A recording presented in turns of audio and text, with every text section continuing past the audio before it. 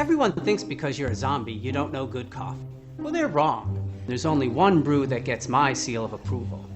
Deadly Grounds coffee is my guilty pleasure. The aroma is so intoxicating. It brings all of my neighbors out of the woodwork. Deadly Grounds coffee. Coffee to die for and zombie approved.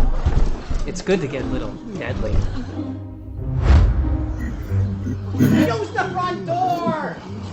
Oh, they're so disgusting.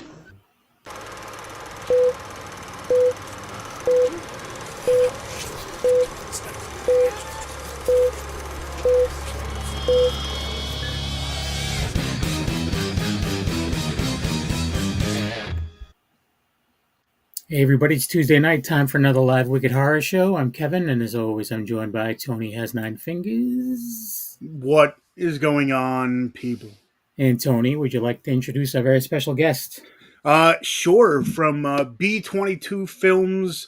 He's done a little bit of everything from writing to directing to acting to producing to you name it, he's done it. Brett Bentman. That's me. How are you? I'm good. How are you guys? Pretty good. We're hanging in there. Yeah, thanks for coming on. I appreciate the invitation. Yeah, I saw a whole bunch of pictures for a couple different things you're working on, and caught my eye, and that's what I do whenever I'm looking for guests to bring on. I scour through Instagram and stuff, and that one's like all over the place. We've known Devaney a couple times. Like, I think we had her on one time. I'm pretty sure, but yeah, there's a few different movies that I'm looking forward to checking out. Do you want to talk about a few of them? Sure. I guess stuff that we've been working on lately. We've kind of branched out a little bit into the public domain horror genre, which is scary in itself because it's a very, as you guys know, it's a very demanding audience, and they like what they like, and if you don't give it to them, you're pretty much a leper, which was scary for us. We Tiffany and I, along with Derek Redford, we came up with the Minnie's Midnight Massacre deal. After seeing a bunch of Mickey Mouse movies, or I should say Steve movies, not get sued over here. And we were just like, well, what's the next thing? Because that's what it is after you see too many of one thing, what can you do better? What can you do different? So Minnie was kind of, I think it was more Tiffany's idea than anyone, because, being the female and saying, hey, how come there's no, female driven movies like this? And we gave it a go, and it was a really fun process. It's a slower process than we're normally used to because of the legalese and triple checking everything. And B22 is not a horror film genre aficionado group, so there was some learning and listening and hearing how these other groups did them and what works and what doesn't work. And personally, I don't know that we took it to the level of some of the, it's definitely not Terrifier level. It's, it's more story driven, but there is some really, really disturbing stuff in there. And I think that the fans will like that and appreciate that. But then also there's a story and a message behind it. So it's not just a gore fest, if that makes sense. And I think that was kind of our rule going into it, is let's make it mean something instead of just, senseless violence and blood and guts, which there's plenty of that, and sex and all that kind of stuff. Because that's what the audience wants, right? But we did want to put some kind of meaning behind the Minnie character itself, See, with the horror community, I mean, yeah, I guess it all depends. I mean, I think the vocal majority sometimes are the ones that are, oh, well, we need this, we need this, we need this. But I think there's a lot of people that like that, character-based driven stuff, like slow burns and stuff. I mean, as much as the beauty of horror is that there's so many subgenres Yeah. that I think so many people click and kind of navigate through or navigate to. So like us, for many a times, we like the slow burns where it's like, okay, here's a character development, because at that point it's like, if someone dies in the movie, it's like, if there's no character development, it's like, oh, okay, well, that Yeah. person just got knocked off, and it's like, okay, well, I need to know something about them to either care. Or either that, or it's going to be over the top gory, so that it's just like, oh man, did you just see that? Like, so it's. I guess that's where it comes in either, whichever direction you go. But you were talking about how some people are very vocal. I think there may be some subgenre of horror where maybe we're not as vocal.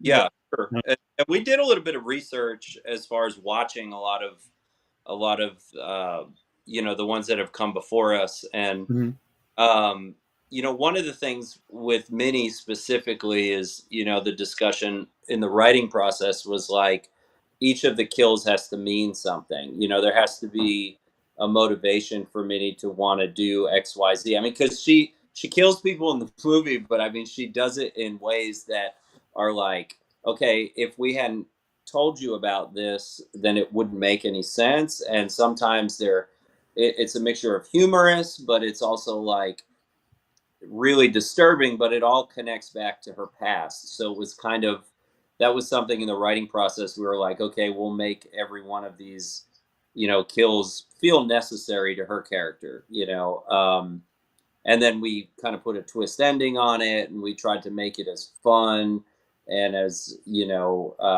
likable to everybody that watches it. Like in the early edits, I think we watched it and we were like, man, I don't know if we're rooting for the victims here or actually if we all kind of feel like Minnie a little bit, which, without spoiling anything, I think she has a backstory that many, many people can relate to. And so we had to toe the line between, is she a good guy? Is she a bad guy? I think that just made it more fun, and I liken it to something completely different, but, one of my favorite, television shows of all times, being a Jersey kid, was The Sopranos, and here's Tony Soprano, who never did a good thing for his entire life to anybody. But at the end of the show, everybody was up in arms that he was gone, and in real life, you'd be like, good, he's a piece of trash. He deserves, to get what he gets. And so I think Minnie has the exact same effect on people that Tony did, and it was manufactured that way. Yeah, well, you look at like the classics like Friday the 13th. It's like, okay, Jason's a killing machine, but then you find out the backstory, and it's like, oh, okay, well, he's kind of, he took it a little too far, but in yeah, tatty bit. But it's one of those things where he in the first one, at least, going after certain counselors, it's like, okay, well, he was wronged when he was younger, and now he's getting his revenge. So some people look at it like, maybe they deserved it. They're not looking out for other kids, so he's kind of just taking his revenge. But for sure, it's like I said, it's interesting. It's different for us.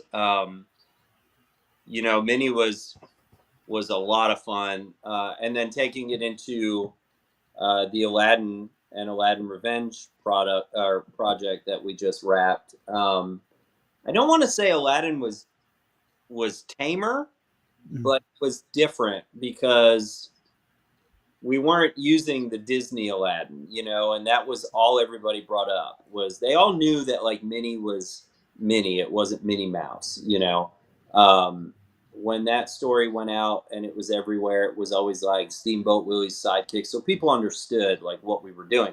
But with Aladdin, like everybody's like, well, what color's the genie? And, are you guys going to be singing? And we're like, no, there's no genie. There's no little monkey. There's no flying carpet. This is like, the old Arabic origin story of getting wishes and them going horribly wrong.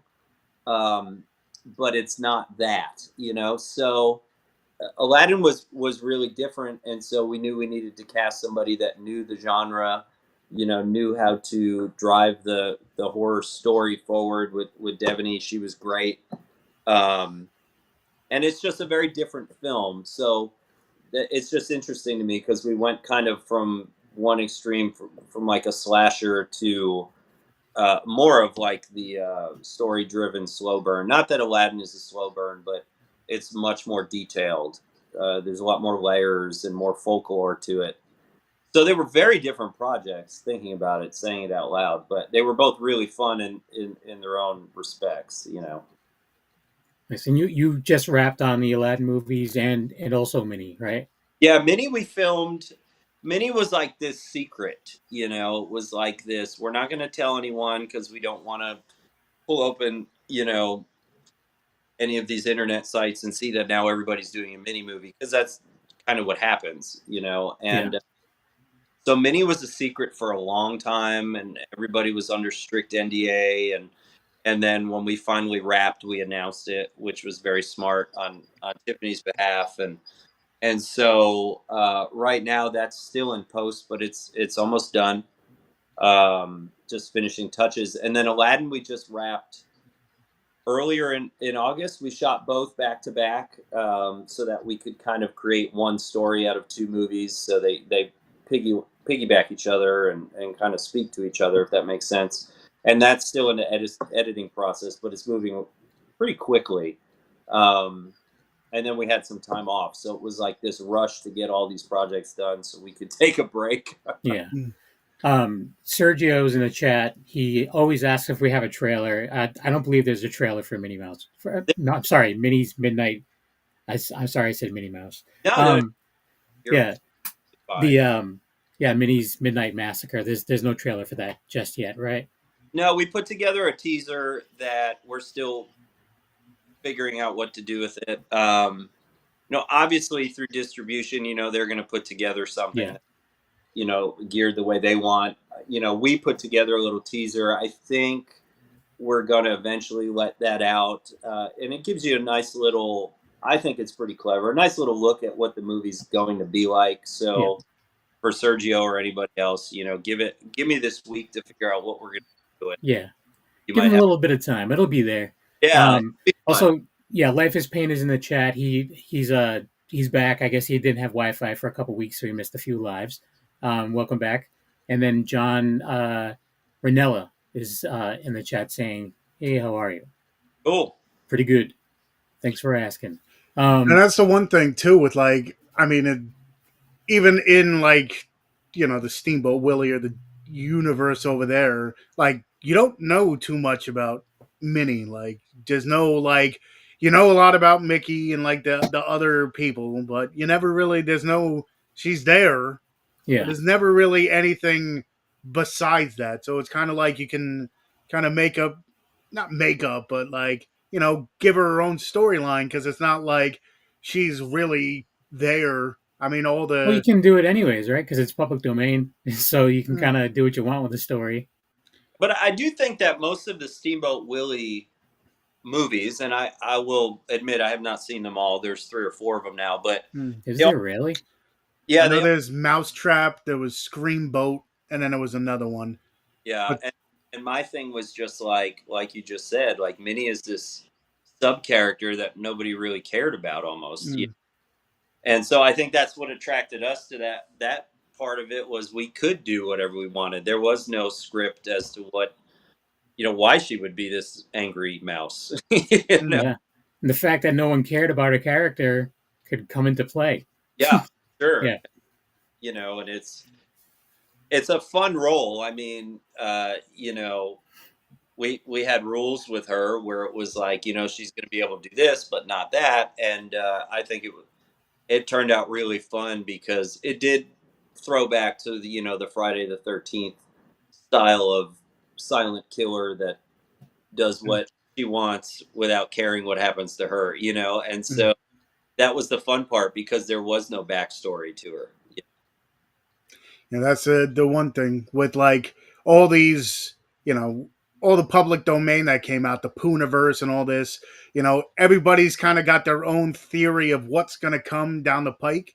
But, with the Pooniverse, you have the Winnie the Pooh movies. Then they came out with the Peter Pan one, which was very interesting, very dark and whatever. Then there's the Bambi one. So seeing this, I'm just like, I wonder, what it's intriguing to me. Yep. Now, like you said, there are some people that are, I mean, the horror genre is great, but then there's some gatekeepers that like to, you know, say what has to go Yeah. or it's not a good movie kind of deal. But I guess that's with any genre, I guess, but horror especially, where it's like, well, we need this, we need this, we need this. You need to like check off certain boxes, and it's like, but then that's like mainstream because that's what it is. Like you want a big distribution. It's like, well, you need this much of this and this much. It's like, come on now. Yeah, and I will say to that end, we've done so many Western movies, and that is another genre where if you do anything that whoever these gatekeepers are is not right or historically accurate, they are going to call you out on it. And there have been times at film festivals where I've been up at a Q&A and someone will just start grilling me on, that holster was not accurate to 1887, and I just stand there and shrug. I'm like, I don't care, I don't know what you want me to say. Do you want me to go back and swap it out? We do the best we can as independent filmmakers, and you ask for forgiveness, and hopefully the people that watch these movies, including Minnie and Aladdin and all these other ones, like, you're just there to have a good time and watch it. And if you hate it, you can hate it, but we're not going to please everyone. But it's just a lot of that vocalization is just like, I feel unnecessary. Tiffany and I know where we have to skimp, in independent film, and where we're going to get called out on it. And sometimes you're just like, for the sake of the project, we're just going to take a shortcut on it. And if people don't like it, they don't like it, but it's the best we can do, and if we had that Marvel money, we could probably be, we could tie up every loose end there that you could think of, but so horror, Westerns, I think those people really hold you accountable, Which, I mean, in essence, I mean, the horror community is the most loyal to. They do have that, but it's also, we mentioned many times where it's like, especially, seeing a first time director, we're more inclined to watch what comes next. And that's with I think a lot of horror fans, where it's like, okay, we'll watch a movie, we liked it a lot. Okay, let's see what is further coming down the line. So it's like, you get both sides of the spectrum, but sometimes they go a little bit too deep into. It's like, well, okay, like get back up a little bit. But yeah, for sure. So Life is Pain is asking, well, is this a standalone film connected to any of the other, like the Pooh or Mousetrap? He's a fan of those movies, so he can't wait either way. Yeah. But are they connected in any way? They are not. So those guys, the Jagged Edge guys, they've been doing this for a while, and they're very good at it, and us coming in with Minnie was in no way, shape, or form trying to step on toes, or it was just more or less like, what are they not doing? Right. That we can do, because we didn't want to, if they were making a mini movie, we didn't want to make one and, race to get it out before them or anything. The same way that they wouldn't look at a sci-fi or Western movie we're doing and be like, oh, we're going to do a Doc Holliday movie, so there's a mutual respect there. And I think what had happened with Minnie is everyone just assumed it was part of their slate or their canon, which it's not. And when you see it, it's very different from what they do. Like I said, they are very good at what they do, and this is our take on it. And I think people will appreciate the difference. But yeah, long story short, it's not part of their deal. And then he also comments, I know they're all different directors and storytellers. I'm a huge fan of bringing childhood characters into the gore scene. So he said there is some gore in it, but it's not all just about gore. There's some story development and character development and storytelling. So that's a plus as well. Yeah, for sure. It's got a little bit of everything. It's got a lot of humor in there. It touches on like everything that made those, 90s slasher films so good. The sex, the drugs, the killing, the humor when you weren't sure if you supposed to be laughing, so we tried to hit all those boxes and check them off. Yeah. So, what made you delve into the horror movies? You said you weren't B-22 wasn't really into the horror genre. What was it like? Okay, let's dip our toes in there now. Yeah, we're just trying to get rich, man. No, I'm kidding. I'm kidding. I think it was, and I don't know how to put it gently or whatnot, but we've been doing what we've been doing for so long. I think we were just kind of looking to do something else, not long term. I think it was just like, let's try this and see if it works. If it fails miserably, then it was just an experiment that didn't work, but we won't know unless we try, and we've done this with comedy before. Like when we did the Pickleball Murders, we were like, let's do a comedy and see if our humor resonates with an audience, which it kind of did, but kind of didn't. So I don't really know why. I think it was like just constantly want to be evolving as a company, as a film studio, and never just be complacent to doing one or two things, branching out. Now, will we keep doing horror movies? I have no idea, because if these do really well, then maybe some other opportunities. I will say Minnie does tease. You have to watch through the credits, because it does tease what I would want to do next, which is connected to the Minnie Steamboat Willie universe. But I don't know. We could just, go back to sci-fi and westerns after this. We'll have to see what everybody thinks. But it's definitely, I think, a good time to at least tap into because the indie horror scene, I think, is growing exponentially now with Yeah. the Terrifier, with the just now being able to put your movies in theaters, even if it's for a couple weekends or something.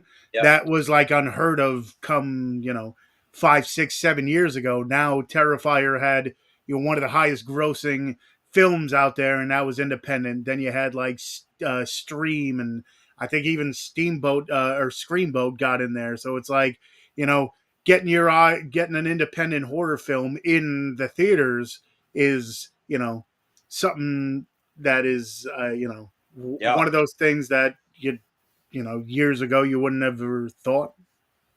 Yeah. So. I think Tiff and I got on this. We go in waves. I think we had watched a bunch of horror movies before this. Like personally, I saw Smile too. I was like the last person on earth to see it, but I watched. I still haven't seen it. I don't know why. I thought the first one was phenomenal. Yeah. I don't know why I haven't watched the second one. I thought the second Smile movie, it scared the crap out of me. Really? Okay. I would be laying in bed and be on my side and be like, I want to roll over, but if Tiff has that look on her face, even if it's just to mess with you. Yeah, it was so well done. It was acted superbly. If they gave Oscars for horror movies, I can't remember her name, but the lead in that was phenomenal. But that movie, I think we watched it and it stuck with me for days. And I remember thinking like, well, maybe we should try a horror movie. And then the conversation came like, well, what? And then Minnie, so I think we can thank those filmmakers for kind of being like the genesis of the, Now, do you watch like being, like I said in the beginning, you write stuff, you produce stuff, you direct stuff. Now, as you're watching movies, or you're like kind of jotting notes down, like I would do this different, or I would like how do you get your ideas for your films? Like, is it like from something and you're like, I would have did this a little bit different, I would have did this, or is it like, how does it work? Oh gosh, I don't have a process like most screenwriters and whatnot. I think the ideas come from everything, something you hear on the radio, for, something you're talking about at dinner. I think Tiffany and I kick around ideas all day. What about this? What about that? A lot of them are bad. Some of them stick. Some of them are script worthy, and they grow into something bigger. So I don't really have like a process to it, but I will say that when the idea gets stuck in my head, like I have to finish it. I have to get it on paper. I just have to finish it. And it becomes like an all-consuming thing where I can be doing anything and still be thinking about that project because I think it could be so awesome, or I'm just not one to like start a script and 40 pages in just scrap it. I'd rather just finish it and have it than and come back to it in a year, than write 25 pages and then go on to something else, because I feel like for me as a screenwriter, I can't have like 2 or 3 scripts going at the same time. Like I'd rather just knock one out and move on to the next. Makes sense. Yeah. Well, that's more than how many ideas do I have in my head? Never write them down, and after watching horror movies for so many years and doing this podcast, everybody that I talk to that knows I do this, they're like, "When are you going to write something?" I'm like, I always have ideas in my head, but Yeah. never go anything from it. Yeah, the writing process it's a very lonely, deflating process. You just sit there by yourself, listen to music in your dark hole, and I still really enjoy it, but it is a love-hate sort of thing because you may have a great idea and just not know how to put it into words. And I have tons of those, and it becomes frustrating, because you're just like, God, if I could just have somebody write this and me just talk it and have a ghostwriter or something like that. But, and then writer's block is a whole other thing, which luckily I've been able to navigate through that pretty easily in my career. But I hear you. It's like, I think a lot of people have great original ideas, but they just don't know what to do with them. And that's the thing that, talking about people who, judge and talk, it's like the other thing that they have no idea is how to make a movie. How many times have we said on here, it's like, we'll watch a movie and might not be the greatest thing we've seen, but it's by far further than any of us has gone. It was a movie that it was actually made, that they took the time. So a lot of the times whenever I see people review, it's like, well, especially those like watered down, like, I didn't like it. Why didn't you like it? Because I didn't like it. It's like, Yeah. okay, at least give criticism or like give a reason why. Sure. And then it's like, well, at that point in time, how many movies did you guys make before this? Oh, none. That's right. So Right. It becomes so petty. There was a time, recently, years ago, but that's recent for me, that I would really let that stuff bother me, and I'd go on IMDb and it'd be like, the writing sucked, the directing sucked, the acting sucked, the script sucked, blah, blah, blah. The score was okay, cinematography sucked. And I'm just sitting there thinking, like, what else could you do with your time than sit here and write 250 words because you're required to? You couldn't come up with anything else, but everything sucked. But on the flip side to that coin, now it doesn't bother me at all. But on the flip side to that, you're right. We have made some movies that I'm just like, well, we're making this because either we have to or, we want to try something. And if the movie's not very good, I'm the first one to be like, it's not my favorite. We could have done this better. We could have done that better if we had more money, if we had more time, whatever the reason is. But it's never for a lack of effort. There's always an external factor that, we've shot movies in the middle of ice storms where we've had to cut 3 days off the shooting schedule. There's always a reason why it doesn't turn out as good, but it's never from a lack of effort, And I wish that people that write those reviews would understand that, we're doing what we can with, $20,000 or $30,000, whatever it is. And I think sometimes, we always joke about, let's put a title card that's like, this was the budget for this film, so that if you are expecting the Avengers, just don't even watch it, Yeah. But sometimes it really amazes me. Like, I mean, sometimes, like, I mean, it really, you can really tell, like, if someone knows what they're doing. Like, they can make so little look so big. Yeah. And it's like, it's like, wow, this movie cost like $13,000 or something like that. And it's just like, I could never, like, I can't even imagine what I could try to make for $13,000. It would look like absolute hot garbage, you know. I think a lot of that comes from like bigger budget projects failing, and I mean, I have one of them. I have a massive project that we shot, God, I don't know, 2015, 2016, with hundreds and hundreds of thousands of dollars and names in it. And it's like on a hard drive somewhere in Boston or something. I don't know who even has it at this point. But it teaches you all the wrong ways to spend a dollar on a movie set, all the wrong ways to cast a movie, to hire producers, things like that. And then when you get to where we are today, it's like almost like a well-oiled machine. Like you just know what's going to work and what's not going to work. So if you get a script, from XYZ and you read it and you're like, we can't do this with this budget, it's not because your idea isn't good. It's just we know that the first way to fail is to extend your budget beyond its means, or, we're not going to have a helicopter chase, all these other things. So it is amazing. I mean, you look at like Napoleon Dynamite's always like the classic example. That movie looks massive on a television screen, big sky, wide open spaces, and would they make it for like $8,000 or something like that? And you just treat it like a business, and I think you can go really far with your budgets. But that's the hardest part, is letting go of the creative piece enough to make it a business, to make it work. Yeah.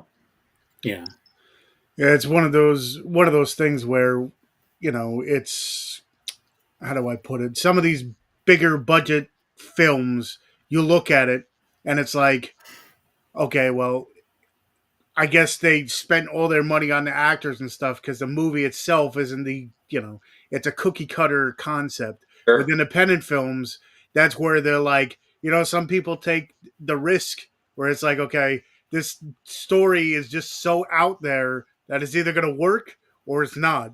But that's the beauty of it, where it's like I bring up Killer Clowns from Outer Space as my favorite horror film of all time, and it's just like, it's like the concept is just so out there, but it's and at the point it failed, but then it got its cult following, and it's just like one of those things where it's like, I'm never gonna forget that movie because it's just so off and out there. Then you get these other movies that are just like, I can name 15 movies with the same plot line, and I couldn't tell you the difference of the different names. So it's one of those deals where independent films, that's where you kind of go with it too. Yeah, that movie terrified me as a child. I don't know why, because watching it now, it's so hilarious. But there's something unnerving about clowns anyway, to me. To see them turning you into cotton candy and like sucking the juice out of you is just terrifying. And it never did anything for me. I don't know why. I think it was also because I would watch it when I was like on the younger side, and it's one of those movies where it's not like scary. I guess I was never afraid of clowns, so I never found it scary. But it was that like bridge gap where it's like it is considered like a horror movie, so it's like, okay, they're not pleasant to look at, like. Yeah, like that would be the scariest thing, is that like how they look. Like I used to draw clowns like that when I was younger. Sure. Like big scary looking clowns. Yeah. But I don't know. Like I don't know. Poltergeist. I'm more of a Poltergeist man myself. See, that was one for me that it didn't do anything for me when I was a kid because I didn't understand it. Oh, really?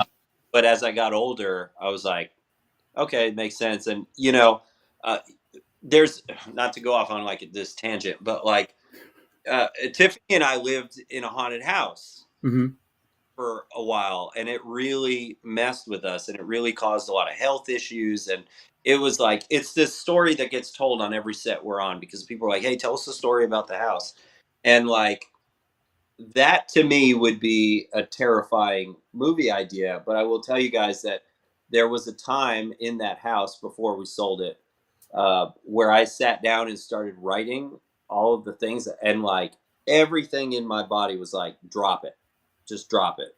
And I think it was because I felt like I was going to piss off whatever was in this house, and it would just follow me when I moved, but it's very poltergeisty, you know. And I think it would be a great horror movie if we ever wanted to do one. I just don't know that I have it in me to do it, you know. Yeah. To be frank with you guys, like I'm afraid of everything, you know. Like Yeah. I'm afraid of like spiders and snakes, everything, clowns. Yep. I feel like clowns, you know. Heights. I'm afraid of heights. Yeah, you know, all kinds of stuff. So it's funny to me to be making horror movies when you're scared of basically everything but your shadow, you know. But I think that's the thing. I think people are drawn to it because they are afraid of it. Yeah, Yeah. It's like it brings out that you know, that emotion. It's like, okay, well, you know, you watch certain movies, you know, Look at love the stories. Final Destination movies. Like it's all like your worst fears, yeah, right? it's Except- horrifying. yeah, especially this new one. It was actually really good. But Yeah. That but one's yeah, on my list. it's actually, you know, it kind of lost it in the middle of them. But this one tied. Well, I mean, you would think, but I'm sure it made so much money that they're going to make another one. Oh, But it's one of those ones where it wrapped it up with a nice little bow at the end, where it's like, okay, We lost his video. Are you still there, Brett? Oh, there it is. Okay. okay, We lost your video for like a second. uh-oh. Can you hear us? maybe not. Can you hear me? Yes. We can hear you. Can you hear us? Wah, wah. Uh-oh. Oh, Evie Mux. It's not just hey, you know, simmer down. Yeah, we Let me can't see. hear. If I think I lost you guys. try to let me see if I can send them. Can you hear me on there? Yes, We can. we can hear you, but all right. I assume he's going to jump back in. Yeah. While we're doing that, I didn't want to post this while he was talking because it's just Wolfie calling you out on your BS. Killer Clowns from Outer Space cost 1.8. Sorry, I got a That's okay. I got a phone call and it kicked me off. Sorry Oh, about really? that. I was just pointing out that our friend Wolfie was just calling out Tony on his BS. Killer Clowns from Outer Space cost 1.8 million to make for the Chodo brothers, and made 48 million. So how is it a failure? Yeah, but that was like after from in the beginning in the theaters. I don't think it made too much. I think it happened after where, you know. Oh, there's a nerd fight. Sorry. I could also be talking out my ass, so he probably knows more about it than I do. But I remember he was like 50 when that movie came out, so you know. Yeah, it was not successful. I remember that being specifically one of those movies that they were like it picked up its following much later. That was like the Monster Squad too. I remember the Monster Squad didn't make a lot, and then, you know, the whole media made it, you know, what it was. That was another one of my favorite movies growing up. But I liked Monster Squad. I liked Silver Bullet. You know, that one is. Remember, I showed that to my kids when they were little. I was like, I probably shouldn't have. I was just at a birthday party for my nephew's kid, and my dad was there, and we were talking, and I was talking to my niece about like how I had cable in my room way too young. My dad's like, "What did you mean by that?" I'm like, "I saw Poltergeist way too young." I'm like, and it's because we had cable, and like I would watch TV all night long, like I saw so many things I should not have seen. Yeah, I'm like, thank you. Like I just thanked him for it. I remember as a child, I had a VCR in my room, and I remember going to the Dollar Video, and a buddy of mine worked there, and there was a horror movie section that you couldn't go in unless you were 18. It wasn't like the porn section, you know. And I remember going in there, and he would just give me these movies, and I never watched them, but every now and then I would pop one in or read the back of the VHS, and one was like, you know, you guys probably know, like the Killer Summer Camp, where the kids all went to camp, and there was a murderer.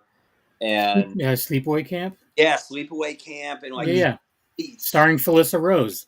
Yeah, she's been on the show numerous times. Yeah, it was very strange how horror movies were back then. I remember like that was the first time I saw Nightmare on Elm Street, which terrified me as a child. But yeah, same.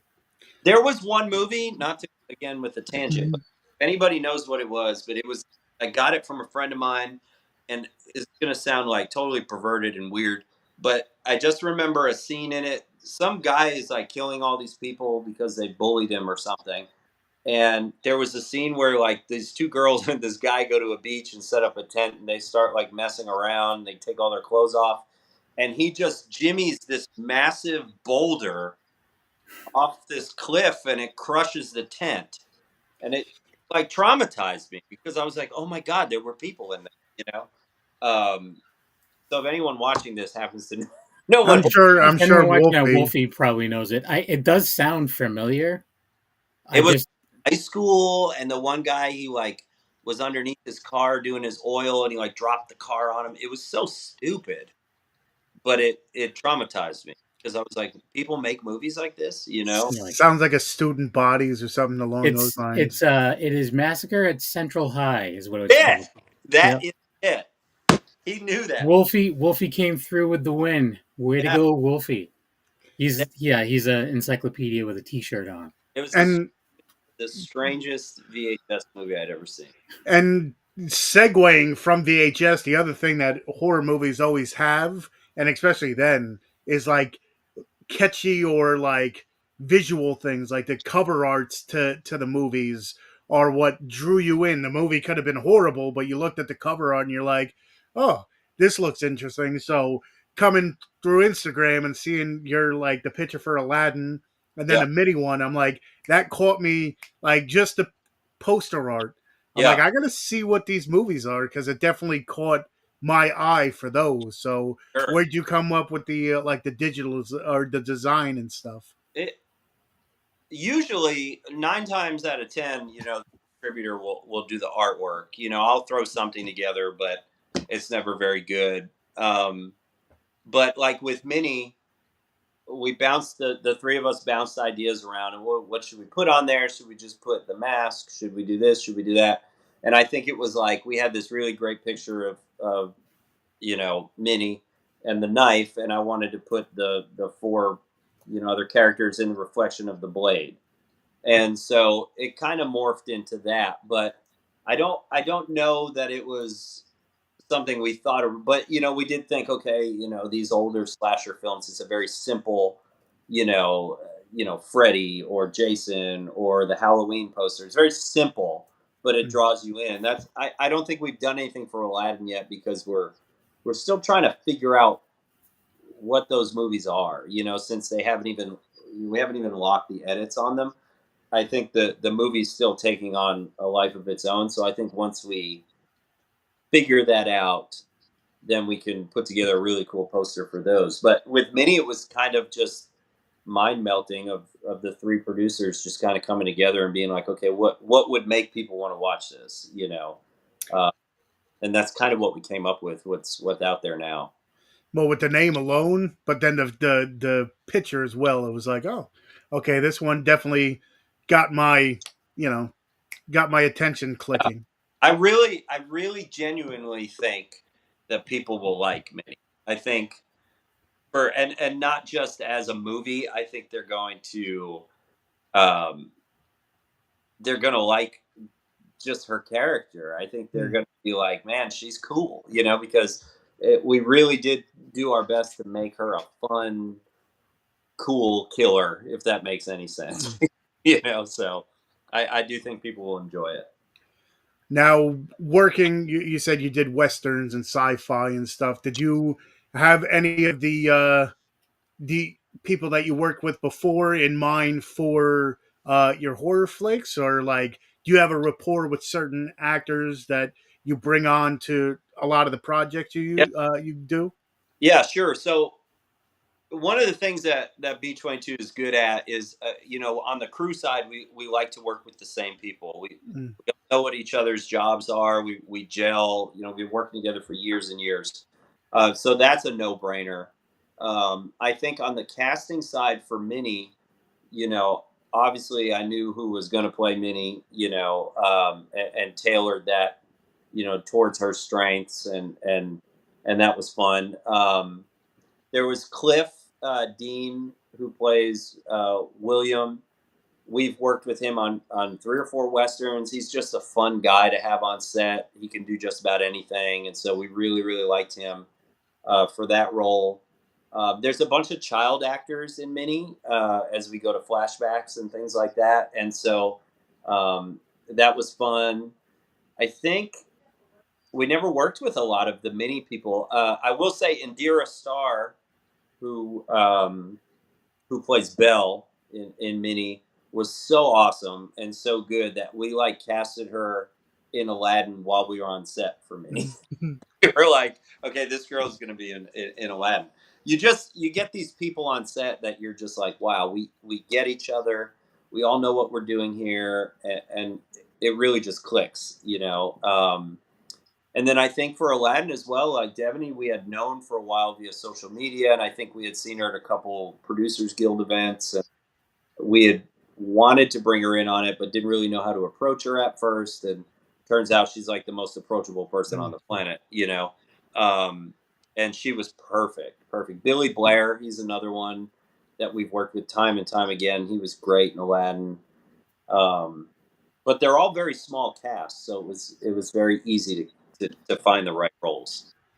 And that's the one thing, like doing this show for as long as we have, you learn to save anything. So knowing, your cast already, where it's not like you have to take that extra time to learn the people and stuff. It's one of those things where any shortcuts you can take, because we've heard horror stories on independent films where it's like any shortcuts you could take always, helps out. Like you were saying, having weather be a factor or whatever. And it's just like, I never thought as a movie watcher back then, before the podcast and learning what goes into it, I never would have expected, okay, well, maybe this movie only had a week to shoot, and 4 out of those days something happened where it's like, then you get 3, and it's like, as a watcher, you don't know. Yeah. But then back then I don't want to say I wouldn't have cared, but I would have looked at a movie different. Now it's like, okay, maybe something happened. It might not be the greatest thing I've seen, but it's one of those things where, I find a positive out of anything I watch. Sure. And that's the way we are. Watching, we don't watch a ton of movies anymore because we're busy making them. But, when we do see one, we see things that the untrained eye doesn't see, but we can relate to it, A perfect example, I haven't seen the new Superman yet, but I see people on social media just tearing the CGI apart. Oh, you can see this, you can see that. And I'm like, if these people had any clue how difficult it is to render out 1 second of good VFX, they wouldn't be complaining. It's just like, we get that as filmmakers and film lovers, but to the normal person that, pays $15 to go see a movie in LA, I mean, they're going to bitch and complain, and maybe they have a right to, but I totally get what you're saying, is we all as a community understand how hard it is. And so we extend a little bit of grace, to our fellow peers, if you will. Wolfie actually has a question, and actually two-part question. What would you say may have been the hardest part of making this movie, and do you have a favorite Western? Oof. Favorite Western is easy. It would probably be it's so bland, but the original Magnificent Seven. Not the Denzel remake. I thought that was terrible. But I really like the original. And this is coming from a kid that grew up in Yonkers and New Jersey who didn't know what a Western was till I was 18, I didn't really care for a lot of the old black and white Westerns. I really didn't get a lot of John Wayne. I appreciate it, but it's just not for me, So on the Western, that was like one that I would watch, and I would be like, oh, these guys are coming together from all different walks of life. The hardest thing about making Minnie was probably a lot of the practical blood and guts. They take time. if they don't look good, they look bad. And me as like a run and gun filmmaker, I constantly had to slow down, and take extra time. Like, well, how long is this prosthetic going to take? Oh, I need 2 hours. And I'd be like, what am I supposed to do for 2 hours? Like, what else can we film? Nothing, because we have to leave the camera and the lights where they are. And it was different for me. And having to redo, practical stuff once you see it on film, like, oh, we got to do that again. Not enough blood, or the blood looks fake, or whatever it is. That was different and difficult for me. And it was really hot when we shot it. And, Minnie is in black with a mask, and it's hard to breathe and it's hard to see. So just being patient, was the difficult part, because I'm like, just stab her.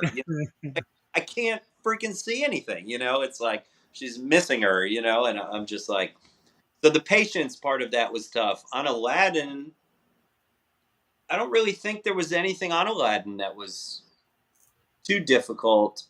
We filmed in Oklahoma, so, you had some logistical stuff.